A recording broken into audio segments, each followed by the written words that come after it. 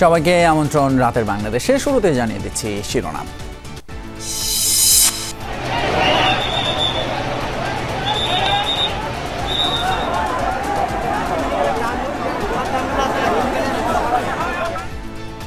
মিরপুরের রূপনগরে অগ্নিকাণ্ডে অন্তত 16 জনের মৃত্যু। 10 ঘণ্টাতেও নিয়ন্ত্রণে আসেনি রাসায়নিক গুদামের আগুন, স্বজনদের আহাজারি।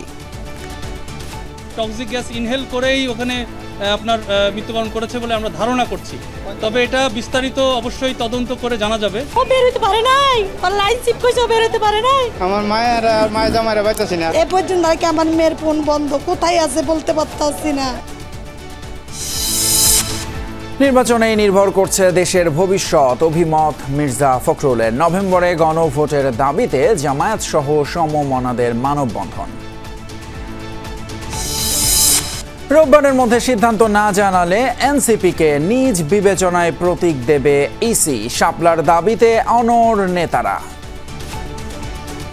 না দেওয়ার কোনো ইসির সামনে কোনো এসকেপ নাই, কোনো এসকেপ রুট নেই। এটা দিয়েই তাকে এটার সমাধান করতে হবে, আদারওয়াইজ আমরা নিবন্ধন নেব না। 19 তারিখের ভিতরে না জানান তাহলে স্বীয় বিবেচনায় নির্বাচন কমিশন এ বিষয়ে প্রতীক সিদ্ধান্ত নেবে।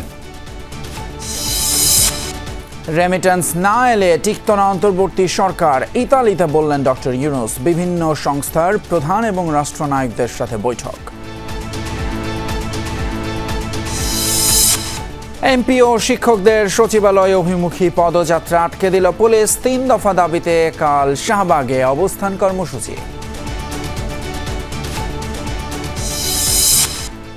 এছাড়াও রাতের বাংলাদেশে আরও থাকছে। গুমের বিচার দাবিতে মায়ের ডাকের মানববন্ধন। মানবতা বিরোধী অপরাধ মামলায় শেখ হাসিনার বিরুদ্ধে 3য় দিনের যুক্তি তর্ক।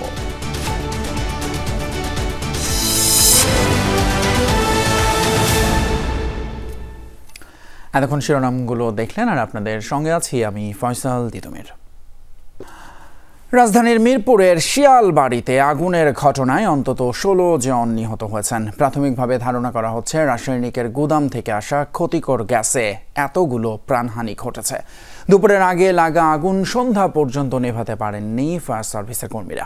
রাসায়নিকের গুদাম থাকায় বেশ বেগ পেতে হচ্ছে তাদের। আগুন নেভাতে কাজ করছে মোট 12টি ইউনিট। মরদেহগুলো পাঠানো হয়েছে ঢাকা মেডিকেলে।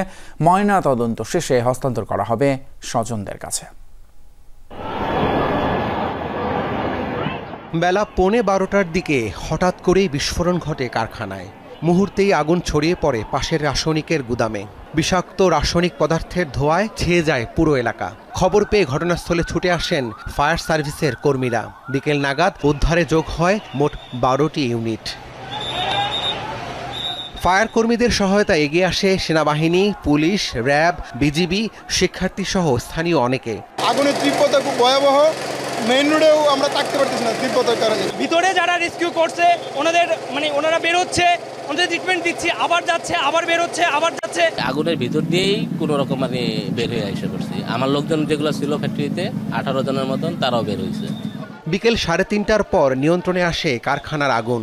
উদ্ধার কাজ ব্যাহত হয় গুদামে থাকা বিভিন্ন রাসায়নিক দ্রব্যের কারণে। 4টার দিকে প্রাণহানির দুঃসংবাদ জানায় ফায়ার সার্ভিস।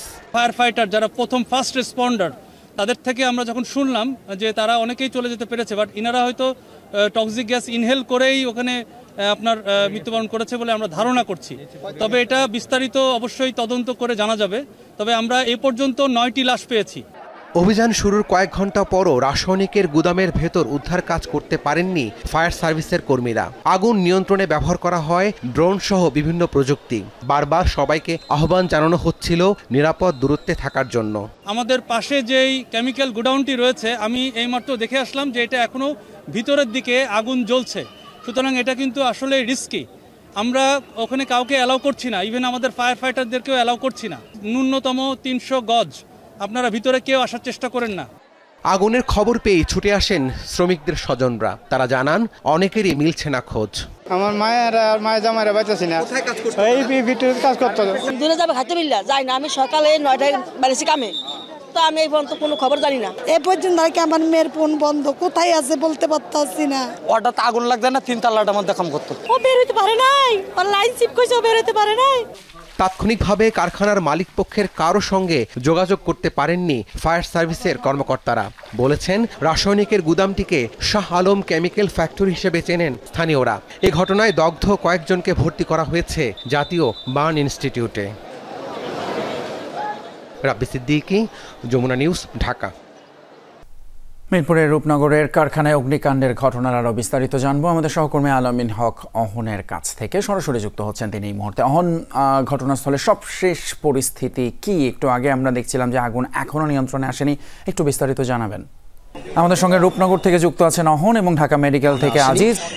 আমি যদি সরাসরি সেই দৃশ্য দেখাই, ধোঁয়া উঠছে এবং যেহেতু এটি কেমিক্যালের একটি কারখানা ভবন এবং কেমিক্যাল মজুদ ছিল, যেখানে রাসায়নিক মজুদ থাকার কারণে সেখানে এখন পর্যন্ত সেখানে এই ধোঁয়া দেখা যাচ্ছে। এবং আমরা যতটা জেনেছি, যে আপনি জেনে থাকবেন কেমিক্যালের এই ধরনের আন্তর্জাতিক যে কোড অগ্নি নির্বাপনের, সেক্ষেত্রে হঠাৎ করেই সেখানে পানি দেয়া যায় না এবং সেটির বিস্ফোরণ ঘটতে পারে এমন আশঙ্কায় শুধুমাত্র এখন খুবই কম পরিমাণে পানি ছিটিয়ে সেটিকে একটি ঠান্ডা পর্যায়ে রাখা যায় কিনা সেই ব্যবস্থায় করা হচ্ছে এবং সেটি আগামীকাল দুপুর পর্যন্ত লেগে যেতে পারে। এবং যে পরিমাণ কেমিক্যালের মজুদ আছে বলে আশঙ্কা করা হচ্ছে, সেই কেমিক্যাল যদি শেষ পর্যন্ত জ্বলতেই থাকে সেটি আগামীকাল দুপুর পর্যন্ত লেগে যেতে পারে। যে কারণেই এখন পর্যন্ত ফায়ার সার্ভিসের যেসব কর্মী আছেন তারা কিন্তু একেবারে ভিতরে ঢোকার পর্যন্ত অবস্থায় নেই। যেটি আমি বলছিলাম, আন্তর্জাতিক অগ্নি নির্বাপন কোড অনুযায়ী ভেতরে ঢোকার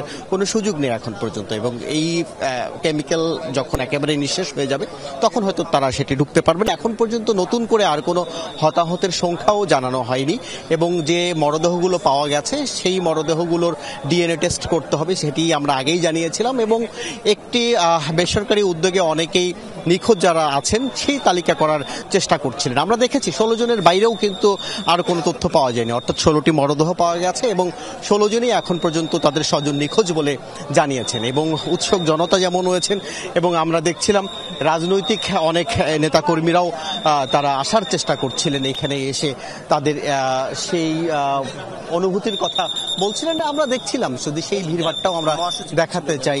ড্যাবের মহাসচিব যেমন এসেছেন এবং একই সঙ্গে আমরা দেখছিলাম যে কিছুক্ষণ আগে মাত্রই জামায়াতে ইসলামের পক্ষ থেকেও কিন্তু এখানে আসা হয়েছে এবং তারা নিশ্চয়ই সেই সহমর্মিতা কিংবা নিহতদের আত্মার মাগফিরাতের কথা বলবেন। একই সঙ্গে এই অঞ্চলে তো অনেক কেমিক্যাল গোডাউন আছে, সেই কেমিক্যাল গোডাউনগুলো কেন সরিয়ে নেওয়া হচ্ছে না সেই ব্যাপারেও কিন্তু একটি বিষয় বলা দরকার। এবং আপনাকে জানিয়ে রাখি, 1984 সালের যে আইন সেই অনুযায়ী চলছে, অর্থাৎ 150 বছরের আগের আইনে এই কেমিক্যাল ব্যবস্থাপনা কোনোভাবেই চলতে পারে না। এই বিষয়ে সাধারণ মানুষ যারা আছেন তারাও তাদের আক্ষেপের কথা জানাচ্ছিলেন। অহন, ধন্যবাদ আপনাকে। বিস্তারিত নিশ্চয়ই আরও জানবো পরবর্তীতে আপনার কাছ থেকে। আমরা একটু ঢাকা মেডিকেল কলেজ হাসপাতালে যাচ্ছি। আরেক সহকর্মী আজিজ এই মুহূর্তে যুক্ত আছেন আমাদের সঙ্গে। আজিজ, আমরা 16 জনের নিহত হওয়ার খবরের মধ্যে জেনেছি, আহত যারা আছেন কি অবস্থা এবং সেটার সংখ্যা কি জানানো গিয়েছে কিনা, হাসপাতাল কর্তৃপক্ষ কিছু বলছে কিনা একটু বলবেন।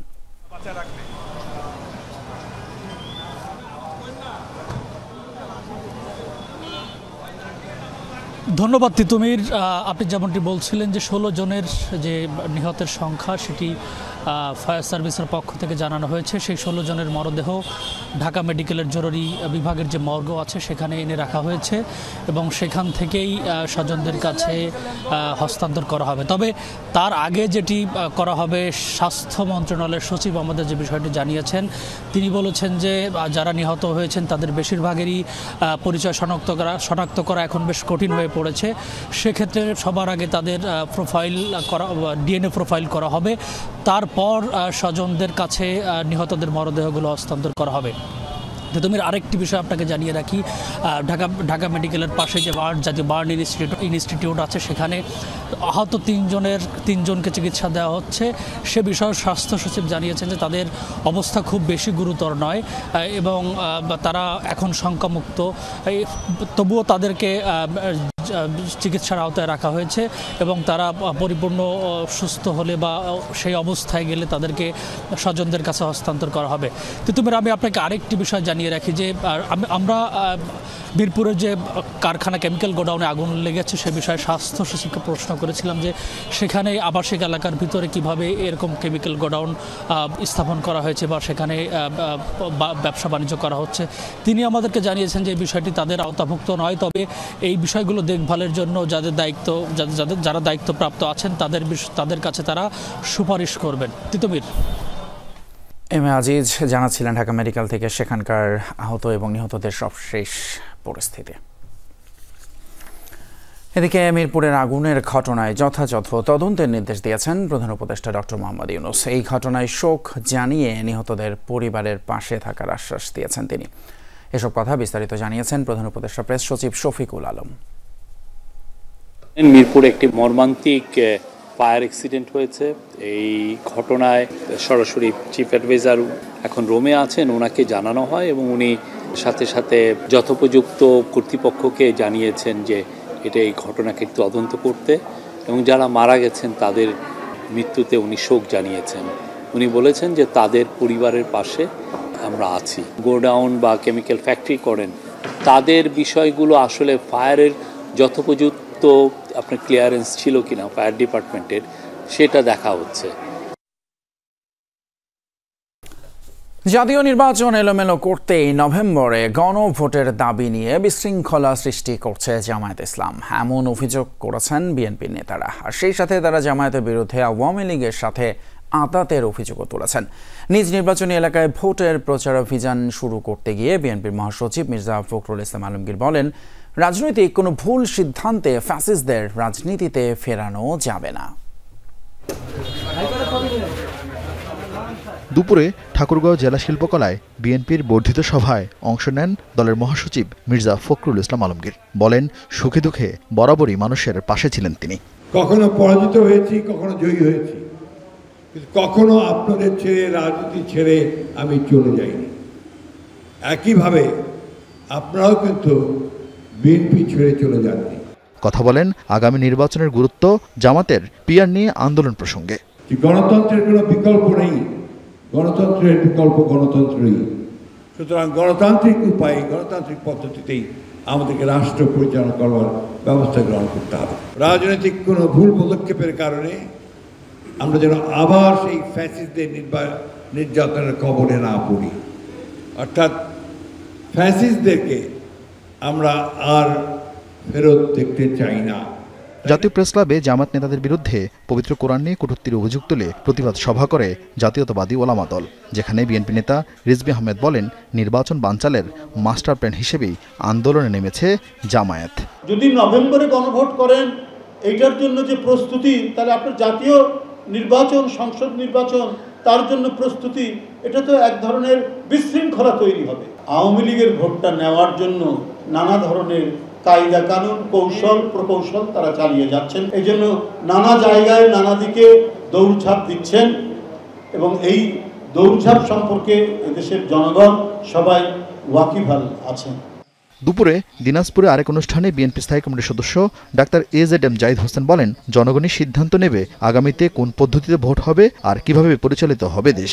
জনগণ সিদ্ধান্ত নেবে আগামী দিনে কোন পদ্ধতিতে দেশ পরিচালিত হবে, ভোট কোন পদ্ধতিতে হবে, এবং সেটার জন্য আসেন আমরা সবাই মানুষের কাছে যাই এবং মানুষকে আমরা উৎসাহিত করি। আপনি আপনার বক্তব্য বলবেন, আমরা আমাদের বক্তব্য। সব ভেদাভেদ ভুলে সবাইকে ধানের শীষের পক্ষে থাকারও আহ্বান জানান বিএনপি নেতারা। দেশি বিদেশি যে ষড়যন্ত্র আছে। আরিফিন শাকিল, যমুনা নিউজ, ঢাকা। অন্যদিকে অন্তর্বর্তী সরকারের 4 থেকে 5 জন উপদেষ্টা একটা বিশেষ দলের পক্ষে কাজ করছে। তারা জনপ্রশাসনকে দলীয় সরকারে পরিণত করার চেষ্টা করছে, এমন অভিযোগ করেছেন জামায়াতে ইসলামের নায়েবে আমির ডক্টর সৈয়দ আব্দুল্লাহ মোহাম্মদ তাহের। তিনি নভেম্বরে গণভোটের দাবি করেছেন। দাবি না মানলে কঠোর আন্দোলনের হুঁশিয়ারি দেন তিনি। একই দাবিতে ইসলামী আন্দোলন বাংলাদেশ, খেলাফত মজলিস সহ কয়েকটি ইসলামী এবং সমমনা দলও মানববন্ধন করেছে। দলগুলোর নেতারাও পিআর পদ্ধতিতে নির্বাচনের দাবি জানান। পিআর গণভোট সহ 5 দাবিতে মঙ্গলবার রাজধানী জুড়ে মানববন্ধনের আয়োজন করে জামাত ইসলামী সহ সমমনা কয়েকটি রাজনৈতিক দল। যাত্রাবাড়ি থেকে গাবতলী পর্যন্ত বিভিন্ন স্পটে কর্মসূচিতে অংশ নেয় নেতাকর্মীরা। মৎস্য ভবন এলাকায় মানববন্ধনে প্রধান অতিথি হিসেবে অংশ নেন জামাতের নায়েবে আমির ডাক্তার সৈয়দ আব্দুল্লাহ মোহাম্মদ তাহের। এ সময় তিনি কয়েকজন উপদেষ্টার বিরুদ্ধে পক্ষপাতের অভিযোগ তোলেন। আমরা আজও দেখছি সরকারের 4-5জন উপদেষ্টা একটি বিশেষ দলের পক্ষে সকল নিয়োগকে নিয়ন্ত্রণ করে নতুন করে যদিও নির্দলীয় সরকার প্রশাসনকে একটি দলীয় সরকারে পরিণত করার চেষ্টা করে। আগামী নভেম্বরে গণভোট আয়োজনে সরকারের প্রতি দাবি জানান জামাতের এই শীর্ষ নেতা। নভেম্বর মাসে আলাদাভাবে গণভোট দিতে হবে। আমরা তো তাওয়া গরম করতেছি, এই যে চুলাতে আগুন দিতেছি তো তাওয়া বসাই, আজকের এটাতে কিছু গরম হইতেছে না, পরের দিন মিটিং আছে আরো কিছু গরম হবে। আমরা চাই না সেরকম কর্মসূচি, আমরা চাই আমাদের যৌক্তিক জনগণের স্বার্থের জন্য যেটা প্রয়োজন সেটা আমরা। মানববন্ধনে অংশ নিয়ে ইসলামী আন্দোলন বাংলাদেশের যুগ্ম মহাসচিব বলেন, নির্বাচন হতে হবে জুলাই সনদের আলোকে, গণভোট নির্বাচনের সাথে নয়, আগে হতে হবে। কেউ কেউ চাচ্ছে গণভোট জাতীয় নির্বাচনের সঙ্গে হোক। আমরা মনে করছি এই জাতীয় নির্বাচনের সঙ্গে গণভোট হলে জুলাই সনদ এটাকে অবহেলা করা হবে এবং এটা গুরুত্বহীন হয়ে যাবে। ইসলামী দলগুলো ছাড়াও সমমনা বেশ কয়েকটি দল নিম্নকক্ষে পিআর সহ 5 দফা দাবিতে কর্মসূচি পালন করে। শামীম রেজা, যমুনা নিউজ, ঢাকা। 19 অক্টোবরের মধ্যে শাপলার বিকল্প প্রতীকের প্রস্তাবনা না দিলে এনসিপিকে অন্য প্রতীক বরাদ্দ দিয়ে নিবন্ধন দেবে নির্বাচন কমিশন, জানিয়েছেন ইসির সিনিয়র সচিব আখতার আহমেদ। দুপুরে নির্বাচন ভবনে গণমাধ্যমকে তিনি আরও বলেন, গণভোটের বিষয়ে এখনও কমিশনে আলোচনা হয়নি। এ বিষয়ে ঐকমত্য কমিশনের সুপারিশ পেলে করণীয় ঠিক করবে ইসি। রাজনৈতিক দলগুলোর জন্য 115টি প্রতীক বরাদ্দ রেখে সংশোধন করা হয় নির্বাচন পরিচালনা বিধিমালা। সেখানে ছিল না শাপলা প্রতীক। বরাদ্দ থাকা তালিকা থেকে প্রতীক বেছে নিতে এনসিপিকে চিঠি দেয় নির্বাচন কমিশন। তবে তালিকার বাইরে থাকা শাপলা প্রতীক পেতে অনড় এনসিপিও। এ নিয়ে কমিশনের সাথে চিঠি চালাচালি ও একাধিকবার সংলাপেও বসে দলটি।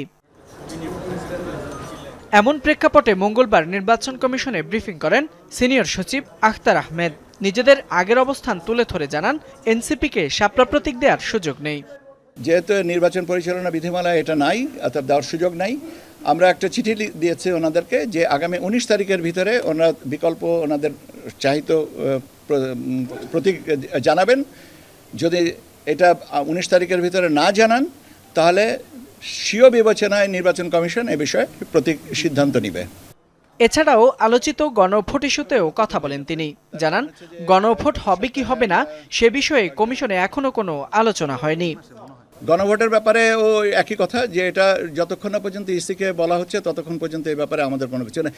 ইসি তো আসলে নির্বাচনটা ব্যবস্থাপনা করে, সিদ্ধান্তটা তো প্রাসঙ্গিকভাবে অন্য জায়গা থেকেও আসে। আগামী 20 অক্টোবর সেনা, নৌ ও বিমান বাহিনী সহ আইন শৃঙ্খলা বাহিনীর সঙ্গে নির্বাচনের প্রস্তুতির বিষয়ে বৈঠক করবে ইসি। সাথে যারা যে সমস্ত সংস্থা জড়িত, যেমন সেনাবাহিনী, বিমান বাহিনী এবং ফয়সাল মাহমুদ, যমুনা নিউজ, ঢাকা। যারা আছেন তাদের সাথে। এদিকে শাপলা প্রতীক না পেলে নিবন্ধন নেবে না এনসিপি, এমনটাই জানিয়েছেন জাতীয় নাগরিক পার্টির যুগ্ম আহ্বায়ক সারওয়ার তুষার। দুপুরে ইসি সচিবের বক্তব্যের প্রতিক্রিয়ায় তিনি বলেন, কমিশনের এমন আচরণ স্বৈরাচারী। এদিকে সার্জিস আলম বলেছেন, শাপলা এনসিপির বৈধ অধিকার, এই প্রতীকে নির্বাচনে অংশ নেবে দলটি। শাপলা নিয়ে ইসিতে দেন দরবার থেকে শুরু করে রাজনীতির মাঠে অভিযোগ পাল্টা অভিযোগ কম হয়নি। কিন্তু শেষ পর্যন্ত ইসি সচিব সাফ জানিয়ে দিয়েছেন 19 তারিখের ভেতরে সিদ্ধান্ত না জানালে নিজ বিবেচনায় এনসিপিকে প্রতীক বরাদ্দ দেবে ইসি। যেহেতু নির্বাচন পরিচালনা বিধিমালা এটা নাই, অর্থাৎ দেওয়ার সুযোগ নাই, আমরা একটা চিঠি দিয়েছে ওনাদেরকে যে আগামী 19 তারিখের ভিতর। কিন্তু এখনো শাপলা পাবার ব্যাপারে আত্মবিশ্বাসী এনসিপি। দলটির উত্তরাঞ্চলের মুখ্য সংগঠক সার্জিস আলম নেত্রকোনায় এ নিয়ে কথা বলেন সাংবাদিকদের সাথে। বলেছেন শাপলা এনসিপির বৈধ অধিকার। আমরা প্রত্যাশা করছি অবশ্যই আমরা শাপলা প্রতীক পাবো এবং শাপলা প্রতীক নিয়ে আগামী যে নির্বাচন সেই নির্বাচনে অংশগ্রহণ করবো এবং আমরা এটা প্রত্যাশা করি নির্বাচন কমিশনের মতো একটা প্রতিষ্ঠান যাদের উপরে আমরা আগামীতে আস্থা রাখতে চাই, সেই নির্বাচন কমিশন যদি তার আগে কোনো না কোনো চাপে আমাদের একটা বৈধ অধিকার শাপলা মার্কা দিতে তারা বিভিন্ন ধরনের পিছুটান অনুভব করে, তাহলে তাদের মাধ্যমেই আবার একটা সুষ্ঠু নির্বাচনে কিন্তু আমাদের আস্থা পাওয়া অনেক কঠিন হয়ে যাবে। তবে ইসি সচিবের আচরণকে স্বৈরাচারী হিসেবে উল্লেখ করেছেন দলের যুগ্ম আহ্বায়ক সারওয়ার তুষার। বলেছেন শাপলা না পেলে নিবন্ধন নেবে না এনসিপি, আর তাতে নির্বাচনে কোনো জটিলতা তৈরি হলে তার দায় কমিশনকেই নিতে হবে। আমরা মনে করি যে আমাদেরকে দিতে হবে এবং এটা না দেওয়ার কোনো ইসির সামনে কোনো এসকেপ নাই, কোনো এসকেপ রুট নেই, এটা দিয়েই তাকে এটার সমাধান করতে হবে, আদারওয়াইজ আমরা নিবন্ধন নেব না। এবং আমরা নিবন্ধন না নিলে এটার জন্য একটা ইলেকশন কেন্দ্রিক একটা জটিলতা তৈরি হবে। ফলে ইসির এই ভূমিকার নিঃসন্দেহে একটা স্বৈরাচারী এবং স্বেচ্ছাচারী অবস্থান এবং অযৌক্তিক অবস্থান, এই অবস্থান থেকে তাদেরকে সরে আসতে হবে এবং যতই দিন ঘনাচ্ছে ইলেকশনকে কেন্দ্র করে সামনে ইলেকশন আসছে, তারা তাদের ভূমিকাকে প্রশ্নবিদ্ধ করে সুষ্ঠু নির্বাচনের পরিবেশটাকে নষ্ট করছে। তবে সার্জিসের মতোই আশাবাদী এনসিপির দক্ষিণাঞ্চলের মুখ্য সংগঠক হাসনাত আব্দুল্লাহ। সামাজিক যোগাযোগ মাধ্যমে এক স্ট্যাটাসে তিনি লিখেছেন এনসিপি শাপলা পাবে। লামিয়া তিথি, যমুনা নিউজ, ঢাকা। একেবারে লন্ডভন্ড অবস্থায় দেশের দায়িত্ব নিয়েছিল অন্তর্বর্তী সরকার। রেমিটেন্স না এলে সরকারের টিকে থাকা মুশকিল ছিল বলে জানিয়েছেন প্রধান উপদেষ্টা ডক্টর মোহাম্মদ ইউনূস। ইতালিতে বাংলাদেশি কমিউনিটির সাথে আলোচনায় তিনি জানান এমনকি বেতন কিংবা আন্তর্জাতিক ঋণ পরিশোধের কোনো উপায় ছিল না। ডক্টর ইউনূস আক্ষেপ করে বলেছেন বাংলাদেশিরা যে দেশেই যায় সেখানেই বিশৃঙ্খলা তৈরি করে, এমন প্রবণতা থেকে বেরিয়ে আসার আহ্বান জানান প্রধান উপদেষ্টা। ওয়ার্ল্ড ফুড ফোরামে যোগ দিয়ে ইতালিতে ব্যস্ত সময় পার করছেন প্রধান উপদেষ্টা ডক্টর মোহাম্মদ ইউনূস। টাইবার পাড়ের রোমে প্রবাসী বাংলাদেশিদের সঙ্গে মতবিনিময় করেন তিনি। প্রধান উপদেষ্টা কৃতজ্ঞতার সঙ্গে স্মরণ করেন প্রবাসীদের অবদানের কথা। জানান অভ্যুত্থানের পর গঠিত সরকার অর্থনীতিকে পেয়েছিল একদম তলানিতে, কিন্তু প্রবাসীদের পাঠানো রেমিটেন্স অন্তর্বর্তী সরকারকে শক্তি জুগিয়েছে। এটা লন্ডভন্ড অবস্থা, টাকা পয়সা সব খালি, চলাফেরার কোনো বেতন দেবার উপায় নাই, মানুষের টাকা পরিশোধ করার উপায় নাই, আন্তর্জাতিক পরিশোধ করার উপায় নাই, একদম তলানিতে আমরা। এই রেমিটেন্স না হলে এই সরকার টিকে থাকা বড় মুশকিল হতো, যে কীভাবে এই সরকার চালাবে কী করে। এই আন্তর্জাতিক যে লেনদেনের অবস্থা কাহিল হয়ে গেছিল। বাংলাদেশি কমিউনিটির সঙ্গে এই আলোচনায় ইতালি সরকারের তরফ থেকে পাওয়া প্রবাসীদের ব্যাপারে কিছু অভিযোগের কথাও তুলে ধরেন প্রধান উপদেষ্টা। বলেন প্রবাসে কাউকে যেন অসৎ উপায় অবলম্বন করতে না হয় সে পথ বের করতে হবে।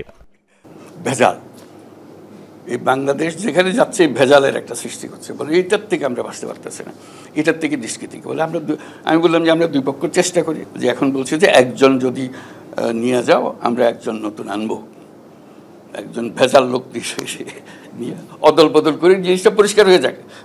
মঙ্গলবার রোমে ডব্লিউএফপির ভারপ্রাপ্ত প্রধানের সঙ্গেও বৈঠক করেন প্রধান উপদেষ্টা, যেখানে রোহিঙ্গা জনগোষ্ঠী সংকট ও স্কুলে খাদ্য কর্মসূচি নিয়ে আলোচনা হয়।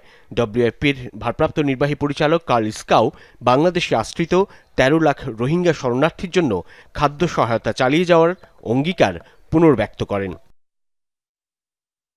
অন্যদিকে অন্তর্বর্তী সরকার প্রধান জাতিসংঘের খাদ্য ও কৃষি বিষয়ক সংস্থা ফাওয়ের মহাপরিচালকের কাছে 3টি নতুন খাতে সহায়তা চেয়েছেন। রোমে ফাও সদর দপ্তরে দ্বিপক্ষীয় বৈঠকে গভীর সমুদ্র মৎস্য আহরণ ও মাছ প্রক্রিয়াজাতকরণের সক্ষমতা বৃদ্ধি, ফল রপ্তানির জন্য সংরক্ষণ ও প্রক্রিয়াজাত প্রযুক্তির উন্নয়ন এবং ফসল পরবর্তী ব্যবস্থাপনা শক্তিশালীকরণ, বিশেষ করে স্বল্পমূল্যের বহনযোগ্য কোল্ড স্টোরেজ সুবিধা প্রতিষ্ঠা নিয়ে কথা হয়।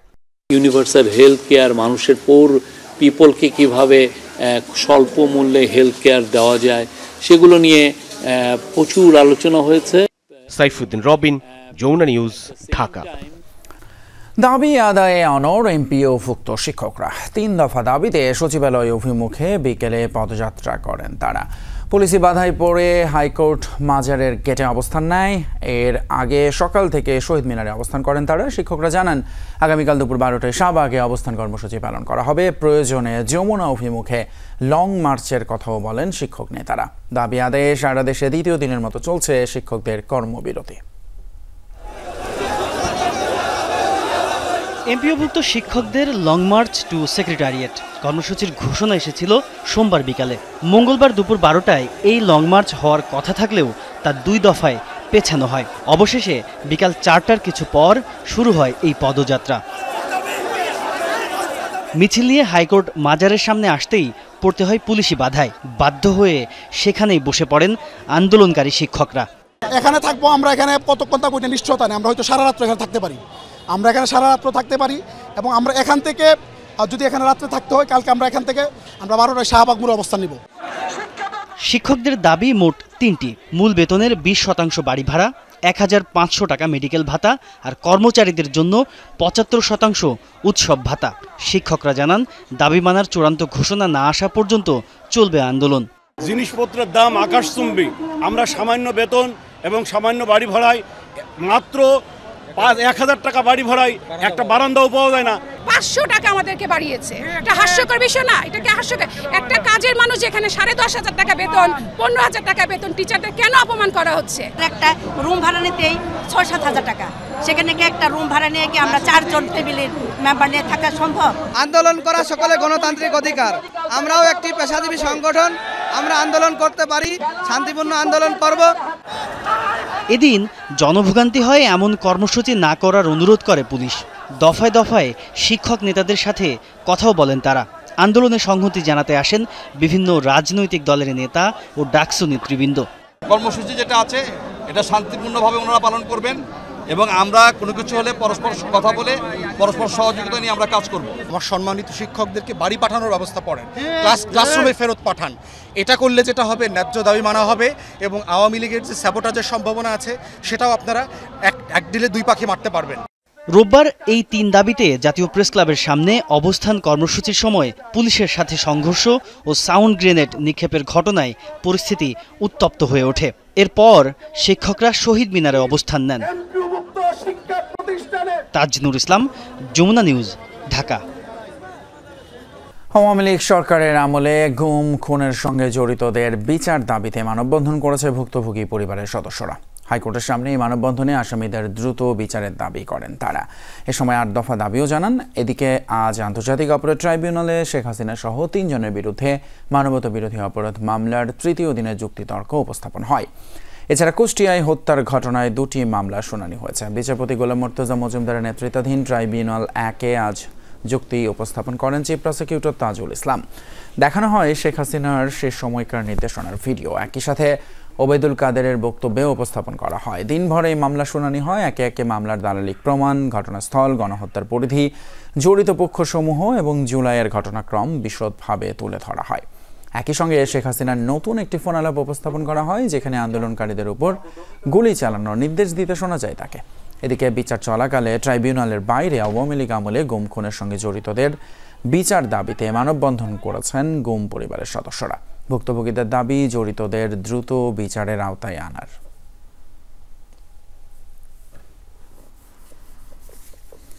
প্রত্যেকটা পরিবারের অধিকার আছে জানার তার সন্তানদের সাথে কি হয়েছে।